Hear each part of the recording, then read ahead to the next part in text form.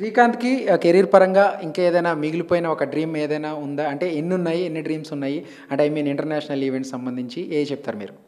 So, డెఫినెట్‌గా ఒక dream అంటే అది ఒక గోల్, టార్గెట్ లాంటిది. అది ఒలింపిక్స్. సో, అది డెఫినెట్‌గా ఉంది. అండ్ అలాగే వరల్డ్ ఛాంపియన్‌షిప్ మెడల్ ఉంది. కామన్‌వెల్త్ గేమ్స్ మెడల్ ఉంది. ఇప్పుడు థామస్ కప్ మెడల్ ఉంది. సో, ఏషియన్ గేమ్స్ ఒకటి టార్గెట్ అండి. అండ్ అల్టిమేట్‌గా ఒలింపిక్స్. ఓకే. ఒక్కసారిగా శ్రీకాంత్ కెరీర్ వెనక్కి చూసుకుంటే, మీ విజయాల్లో కీలక పాత్ర పోషించిన కొంతమంది పేర్లు గాని, వాళ్ళ గురించి ఏం చెప్తారు మీరు? కీలక పాత్ర అంటే ఒకళ్ళు family will definitely be there. అలాగే నా కోచ్ గోపీచంద్ గారు. సో, ఆయన డెఫినెట్‌గా చాలా పెద్ద పాత్ర ఉంది. ఆయన అంటే నేను అకాడమీ జాయిన్ అయ్యి 13 ఇయర్స్ అయింది. అండ్ ఆయన ఫస్ట్ డే నుంచి ఆయన చాలా ఒక కోచ్‌గా, మెంటర్‌గా చాలా సపోర్ట్ చేశారు.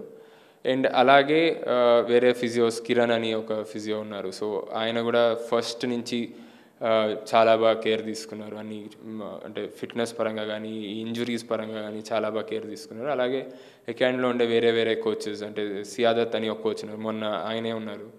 సో, ఆయన కూడా చాలా బాగా హెల్ప్ చేశారు. సో, అట్లా అకాడమీలో ఉండే కోచెస్, ఫిజియోస్, ట్రైనర్లు, సో వీళ్ళందరూ చాలా బాగా హెల్ప్ చేశారు. అండ్ అలాగే అది ఎవ్రీ ప్లేయర్కి ఈ కోచింగ్, ఫిజియోలు వీటితో పాటు ఐ థింక్ ఫైనాన్షియల్గా కూడా చాలా ఇంపార్టెంట్.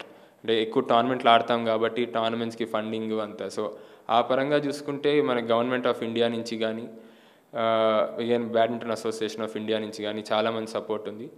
అండ్ నాకు ఇండివిజువల్గా నా స్పాన్సర్ లీనింగ్ గురించి కానీ, ఆర్ బ్యాంక్ ఆఫ్ బరోడా నుంచి కానీ, అండ్ గో స్పోర్ట్స్ ఫౌండేషన్ అని ఒక ఎన్జిఓ ఉంది, వాళ్ళ నుంచి కానీ ఎప్పుడు అంటే ఈ గో స్పోర్ట్స్ ఫౌండేషన్తో నాకు తెలిసి ఆల్మోస్ట్ ఒక 10-11 ఇయర్స్ నుంచి అసోసియేటెడ్ అయి ఉన్నా.